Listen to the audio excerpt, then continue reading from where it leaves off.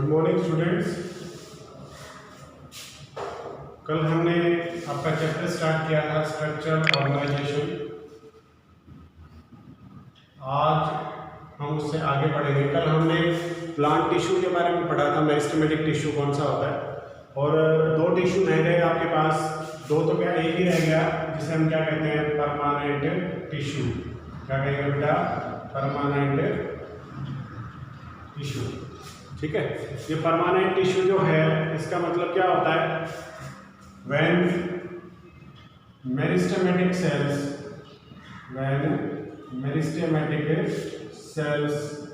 will lose the power of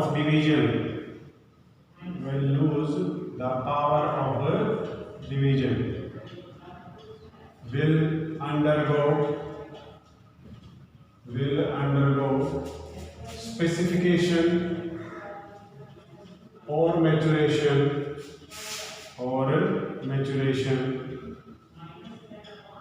These type of tissue are known as permanent tissue. उन्हें क्या कहा जाता है बेटा, परमानेंट टिश्यू। देखिए, जो कल आपने मेरिस्टेमेटिक टिश्यू पढ़े थे या मेरिस्टेमेटिक सेल्स के बारे में पढ़ा था, उनका काम क्या होता है बेटा, अपने आप को डिवाइड करना। तो जब आपके मेरिस्टेमेटिक सेल्स डिवाइड करना बंद कर देते हैं या उनके अंदर ये कैपेसिटी खत्म हो जाती है कि वो अपने आप को डिवाइड कर सके, पावर ऑफ डिवीजन, तो वो किसके अंदर चले जाते हैं बेटा, स्पेसिफिकेशन के अंदर या फिर मैच्योरेशन के अंदर। और इस टाइप के आपके जो टिश्यू होते हैं जिनमें मेरिस्टेमेटिक टिश्यू कन्वर्ट होके मैच्योर हो जाता है या स्पेसिफाई हो जाता है, ऐसे टिश्यू को हम क्या कहते हैं, परमानेंट टिश्यू कहते हैं।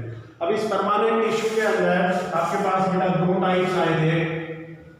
दो टाइप्स कौन से थे बेटा, एक तो सिंपल और दूसरा कौन सा था, कॉम्प्लेक्स। एक तो कौन सा था, सिंपल, और दूसरा कौन सा था, कॉम्प्लेक्स। पहले हम सिंपल टिश्यू की बात कर लेते हैं। सिंपल टिश्यू कौन सा होता है, द परमानेंट टिश्यू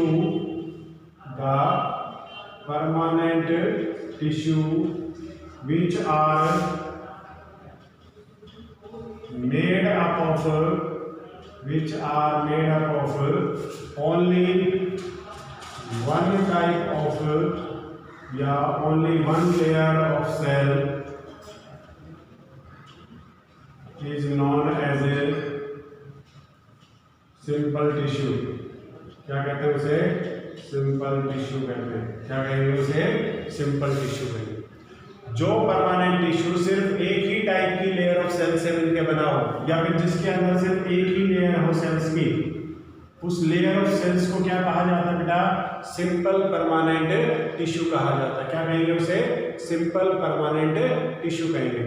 ये जो सिंपल परमानेंट टिश्यू होता है इसके अंदर सेल टू सेल ये जो आपकी लेयर बनी है ये सिर्फ कंजुगेट होगी और सिर्फ एक ही सेल की थिक होगी, एक से ज्यादा सेल की थिक लेयर नहीं होती यहाँ पे।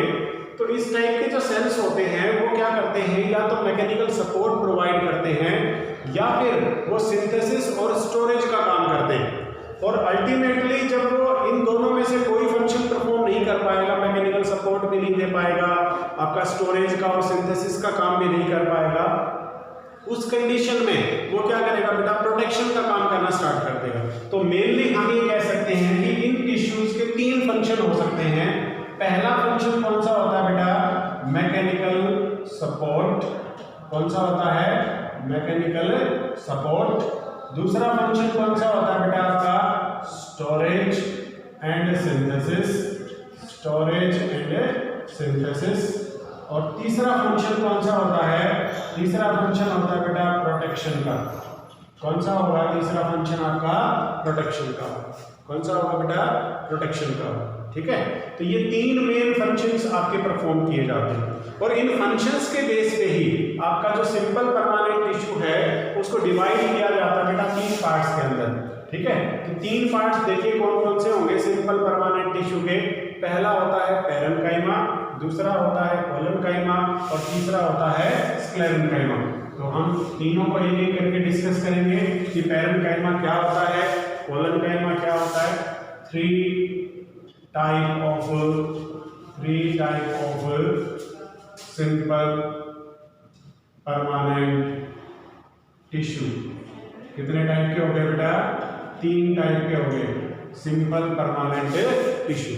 तो पहला जो टाइप आता है इसके अंदर वो कौन सा है? पैरेन्काइमा। कौन सा है बेटा? पैरेन्काइमा।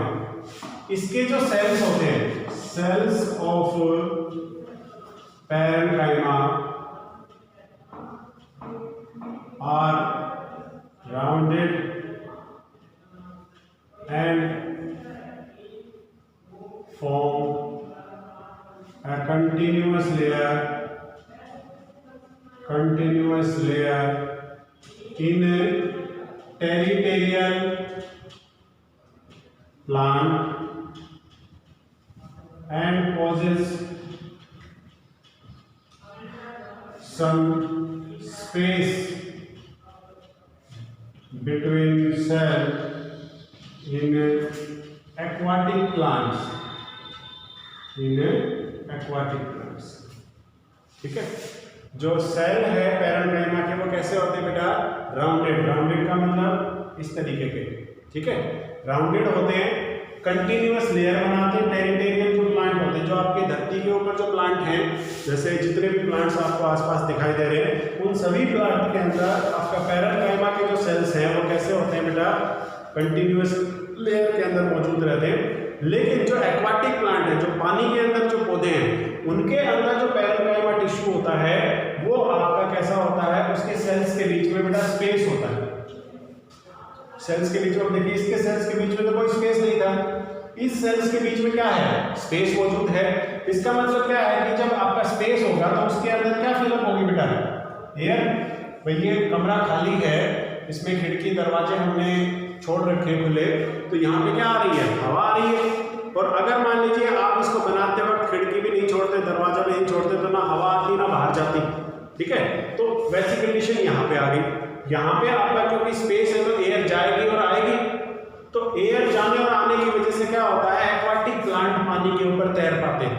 अगर ये टिश्यू नहीं होता और ये सेल्स के बीच में गैप नहीं होता, तो जो पानी वाले पौधे हैं, जो पानी के ऊपर तैरते हैं, वो पानी में डूब जाते हैं, ठीक है। उनको फ्लोट करवाने के लिए नेचर ने क्या किया? पैरेन्काइमा सेल्स या पैरेन्काइमा टिश्यूज के बीच में क्या दे दिया? स्पेस दे दिया, ताकि वो क्या कर सके? स्विम कर सके, ठीक है। अब क्योंकि इन सेल्स के बीच में एयर फिलअप होती है, तो सिर्फ एक्वाटिक प्लांट के लिए पैरेन्काइमा का नाम चेंज कर दिया जाता है। क्या कहा जाता है इसे? पैरेन्काइमा। क्या कहते हैं इसे? पैरेन्काइमा, ठीक है। इसका काम क्या होता है बेटा? इसका काम होता है स्टोरेज एंड सिंथेसिस। क्या काम होता है इसका? स्टोरेज एंड सिंथेसिस का काम, ठीक है। ये आपका पहला होगा। दूसरा देखिए, दूसरा कौन सा था आपके पास? Collenchyma tissue. कौन सा है? Collenchyma tissue.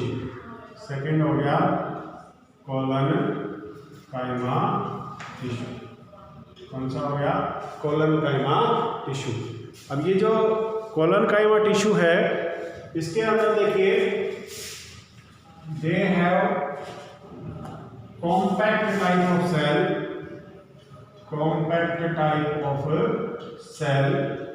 having spherical and sometimes elongated shape। कई बार कैसी शेप आ जाती है? elongated शेप आ जाती है। स्फेरिकल रहती है ज़्यादातर कंडीशन में तो, लेकिन कभी कभी कौन सी आ जाती है बेटा? elongated शेप आ जाती है। और इस तरह की जो कंडीशंस होती हैं, ये आपकी tissues which are present in stem and its branches। जो स्टेम और उनके ब्रांचेस के बीच में मौजूद रहे, उसे क्या कहा जाता है? कोलनकाइमा टिश्यू कहा जाता है। क्या कहेंगे बेटा? उसे कोलनकाइमा टिश्यू कहेंगे, ठीक है। इसका काम क्या होता है? इसका फंक्शन अगर आप देखो तो क्या होता है बेटा? मैकेनिकल सपोर्ट प्रोवाइड करना। क्या प्रोवाइड करना? मैकेनिकल सपोर्ट प्रोवाइड करना, ठीक है। ये आपका कौन सा था? सेकंड टिश्यू था। थर्ड टिश्यू कौन सा आता बेटा? थर्ड आता है आपका स्क्लेरेनकाइमेटस tissue.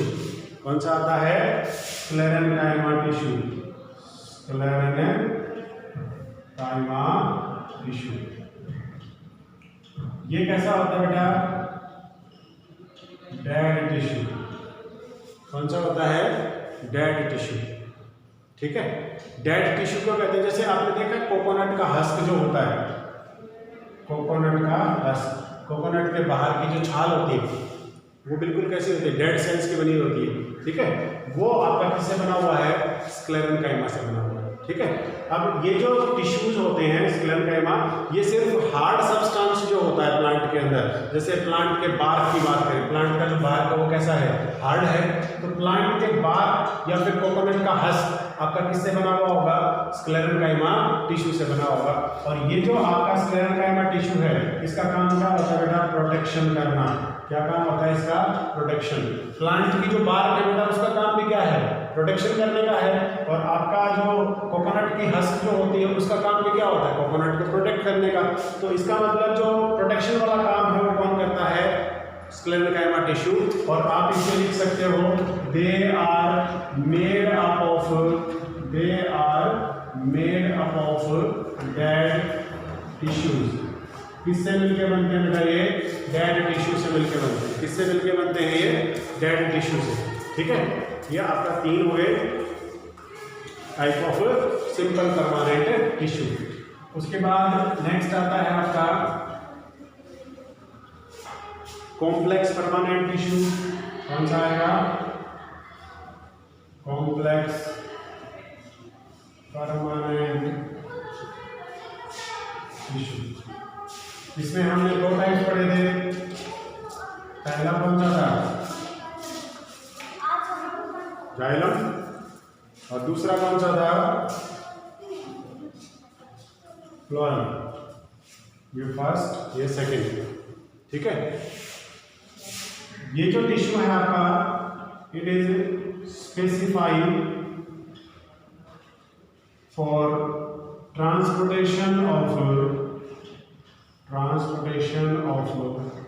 Water and mineral.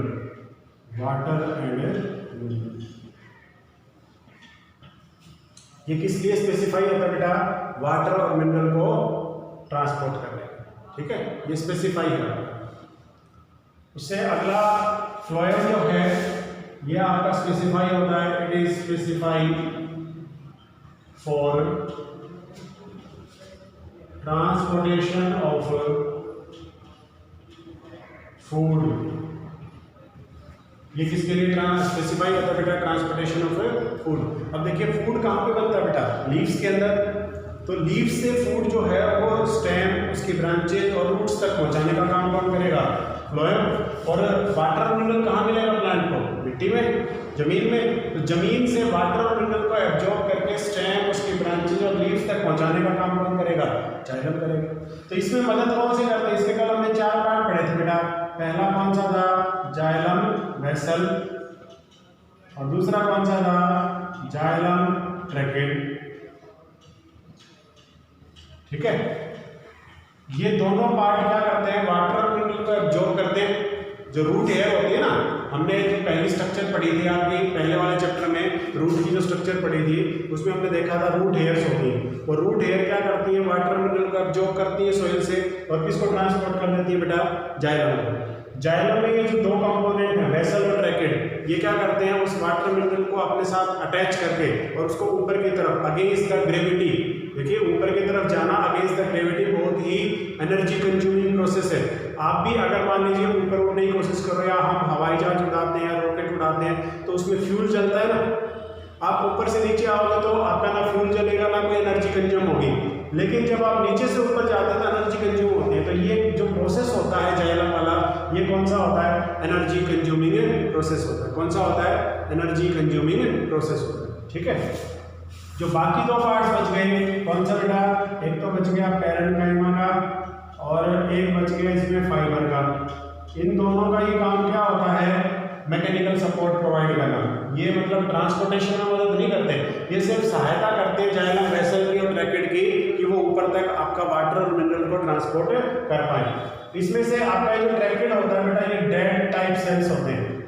Dead नहीं होते कंप्लीटली, लेकिन डेड टाइप सेल्स होते हैं, मतलब बहुत हार्ड होती है इनकी आउटर कवरिंग, इसलिए ताकि प्रेशर को ये क्या कर सके, टॉलरेट कर सके। ठीक है, अगर प्रेशर टॉलरेट कर पाएंगे तभी तो आपको ऊपर जा पाएगा वाटर मिनरल। फ्लोएम में अगर आप देखो तो इसके अंदर जो पहले दो पार्ट्स थे वो कौन से थे बेटा, companion cells and sieve tubes. Companion cells and sieve tubes. तो कंपेनियन सेल जो हैं ये आपके डेड होते हैं बेटा,